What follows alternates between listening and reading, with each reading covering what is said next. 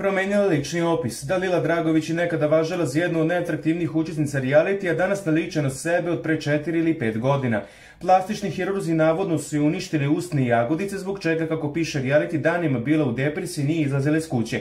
Ona je oduvek sanjala da smanji nos i poveća usne, maštala je da će to biti vrhunac njene lepote i da će je promeniti najbolje, ali desilo se suprotno.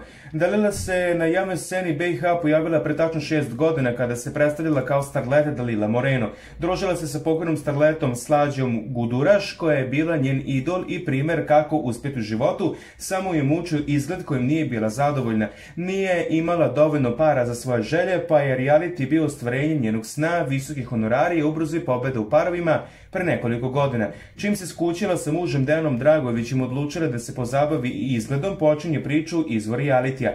Ona je imala zamisao da njen nos bude dosta manji od onog kakav joj je priroda podarila, da usne budu punije, a jagodici jedre i osvežene, iako je plastični hirurg govorio da mora da bude pažljiva i umerena u onome što radi. Dalila ga nije slušala, već je terala po svome, kaže izvor blizak učesnici realitija.